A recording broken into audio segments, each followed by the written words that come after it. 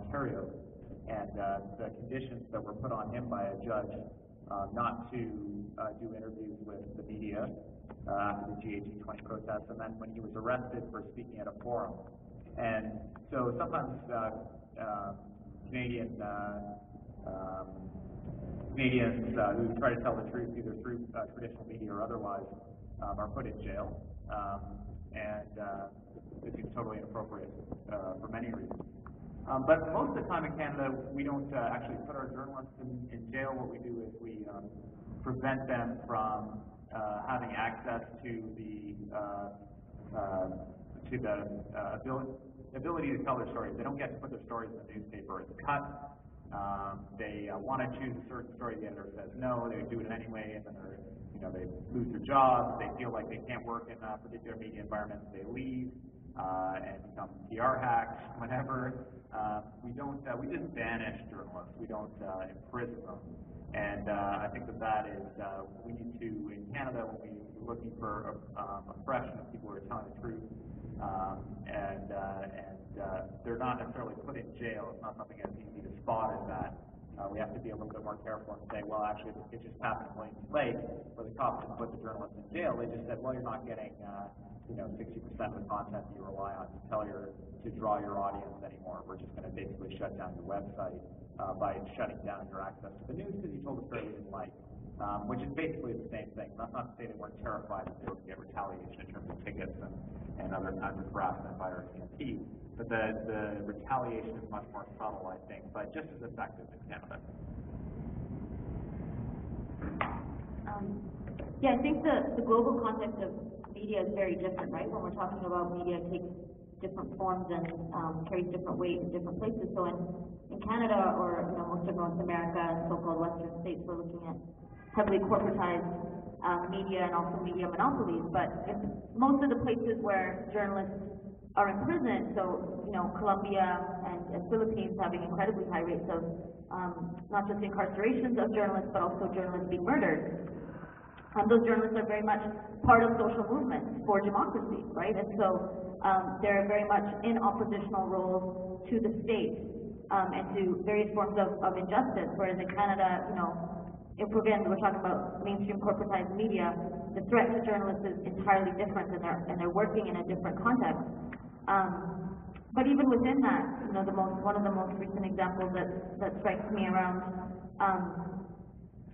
access to media for foreign journalists was some of the foreign journalists who worked even for Al Jazeera, who were kidnapped during the Gaza flotilla massacres, and their tapes were seized, right? And these are quote-unquote foreign journalists, and a big part of that was the fact that they worked for Al Jazeera as a non-Western media agency. But I think largely, the context for international media is entirely different, and journalists are operating under different circumstances and also playing a different role as journalists, and are not under the same pressures and are again, striving for investigative journalism, whereas it's not the same as the kind of media that people are forced to churn out, given the state of media and the institution of media within Canada, at least. Are there more questions out in the audience? Okay. My name is Kevin McKeown, and I have done a little media work over the years. I'm interested in the Williams Lake story because I was, in fact, the first editor of the first newspaper in the black newspaper chain, which was the Williams Lake Tribune, which David Black was given as a graduation present by his daddy 35 years ago. So I have some experience with the police in Williams Lake as well, and I'm kind of depressed to discover that nothing much has changed. My question is for Harsha, and I wanted to go back to her assertion that, and correct me if I'm misquoting you, that a female reporter of color is, and I think you said, inherently discredited in terms of her objectivity as a reporter. And I'm wondering by whom is she discredited? And if by saying that you mean she is inherently discredited by the thousands of readers and viewers and listeners in the audience, how do we know that? I think two things. One is that it's much more of it's more of an assertion around social location, right? So a woman of color writing about racism has to think a lot harder about whether that piece is going to run and what kinds of editorial scrutiny she's going to face, rather than someone else writing about it, because your social position is perceived as being biased. Right, so I'm talking, that assertion was in response to this idea of objectivity. And so when you're going to write about hard issues that are perceived as controversial, or that are controversial, depending on who you are, and how your voice is perceived, then you are going to be seen as a special interest person, right? Like, I write for The Sun, I've written both in mainstream papers and alternative papers as someone who writes op-eds, and also as someone who used to write stories. And every story that I wrote, if it had any slant on it that was perceived as having a social justice frame, would be seen as something that was discredited, both because of my ideological bent and also because of my specific identifiers, being as a woman of color writing about race and feminism. Seen as biased by your editors or by your readers or Both. by yourself? Both. And I mean, that's your assumption. It's not an assumption. I mean, my experience is very clear.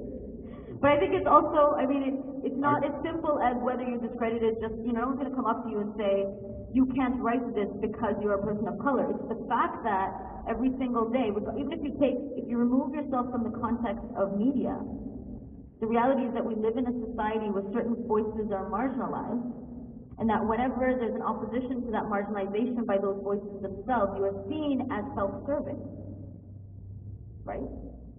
Well, I don't know. You're telling me that. You don't have to agree, but all I'm I saying can that relate. one of the ways in which oppression plays out is that when you fight it, you are seen as self-serving. Okay, so during my years as a queer columnist in the Georgia Straight, and as a queer journalist writing about queer issues in mainstream media, I was then perceived as biased because of my known. Were you not pigeonholed? Were you not pigeonholed as a queer columnist writing about queer issues? Or every time you wrote about queer issues, that was given the fact that you're a queer columnist? I know that some people pigeonholed me, but I was never able to make the great sweeping assertion that all my readers were pigeonholing me. No, but I'm or saying calling my bias or objectivity. No, but I'm not talking about all readers, but I'm saying the fact that you as a queer columnist are writing about queer issues is going to be understood differently. Well, I would have to ask every reader that question. But you just said that there are at least some that pigeonhole you, right? And that won't be the case for someone else. I think every writer has that experience in one way. Yeah, but it's different when you're being pigeonholed based on your identity versus you're being pigeonholed on the substance of what you write about. I don't know that it is, but I think it is. I think that's the basis of identity, right? I had You're one. judged based on who you are, not what you're saying. I had one experience which kind of speaks to this issue. I was doing a story about Sadie Keene, who's an anti-racist activist for years, a woman of color, and she wanted to talk about the racism that she experienced. She was finally going to talk about this after many years. And I said, well, what would you like in terms of who should cover this? Because I can assign a woman to do it, I can assign a man to do it, I can assign someone, who's gay to write it. And she says, I want a heterosexual white male to do it. And I said, why is that? I said, because I feel when I'm being interviewed, it will be perceived as being more authoritative. And Sadie's an educator, and I don't know what she was basing this on, but she seemed quite certain that in terms of educating about diversity, that it would be more credible coming from that perspective. And I thought that was just kind of interesting, and I didn't fully understand it, but that's what she wanted. Okay, now we'll go to your question. My name is Miraj.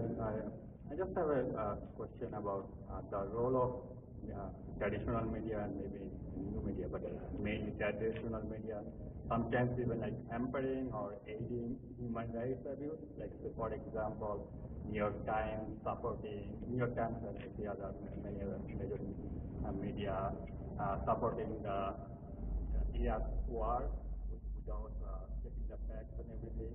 or maybe, say, for example, one of the recent examples was the professor from Calgary, I think, who went on national TV and like called for assassination of citizen, Tom Flanagan, right? So like the media just enabling someone to go on TV and calling for like cheating and murder. So that's one example. Another example is like self-censorship. Like for example, recently Julian Assange was on the top of the list of crime person of the year list by the citizens or by the voters, but recently China just took out his name because he was top of the list. So I'm just kind of like wondering what as a citizen, just a citizen of the state, what tools or what reports we have, legal rights or civil rights to like take countermeasures or against this type of like abuse of media. Like I don't know that. I understand that may not be a definitive answer to it, but maybe some tools, examples, or roadmaps to that. Thank you.